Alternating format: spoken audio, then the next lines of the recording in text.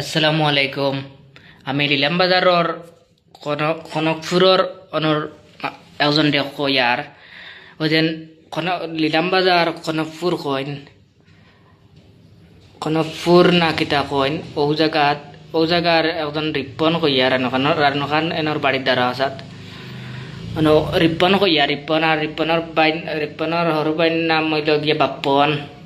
তারার মামুইন বড় শয়তানি করছেন আমার লগে বুঝছো রানি।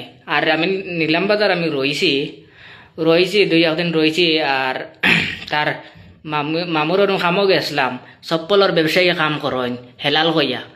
এই তো বড় মারা ধরা করছেন, বড় কষ্ট দিছেন আমারে। আমি এত মাতিতাম পারছি না, করতে পারছি না। আর আমারে সিফর রাখছেন, ফোনে মাতিতে দিন না।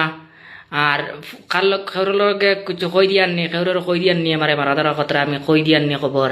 মোবাইলে চেক করেন তারা হেলাল এনর ফুয়ায় বাপে ফুয়ায় পুরা কেয়ারফুল করেন মারা ধরা করিয়া। আর মোবাইলও চেক করেন, মোবাইলে ফোন মারিয়াননি, খেউরের লগে ফোন মাতা চলেননি, ওলা চেক করেন।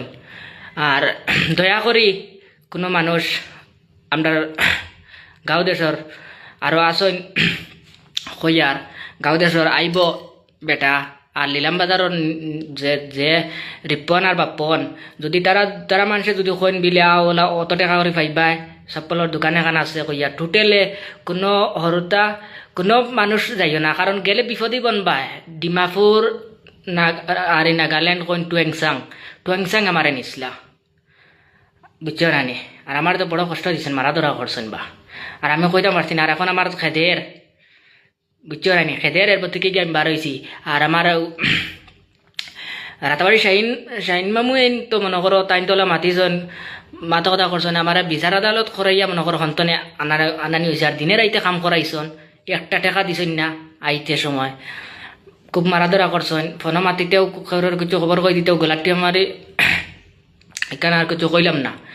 আর আমি ওখানেও লাগি এখন আমি পর্যন্ত জগর ইয়ার আমি ভিডিও বানাই। আর কোনো মানুষ এই বেটার গেছে যাইবা না। এই বেটা বহুত ডাউট মানুষ খালি বেটা খালি বুড়া মানুষ তো রাজা। তার হেলাল এনর ফুয়ার নাম হইল গিয়া রাজ বুঝছো নানি।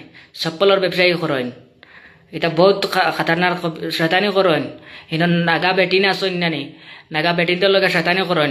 এখানে আমি ওপেনলি কইমু নিলাম বাজার মানুষে শুনকুয়া আর করিমগঞ্জের মানুষে শুনকুয়া তাই শয়তানি করছেন, আমার সিফাত রাখছেন। আমি বাড়িতে কইছি না। আর বাড়িতে যদি কই তে শাহিন মামুরে চাপ দিবা আর আমারে হনু বেটায় মারব বুঝছো না, মারা ধরা করবো খুব।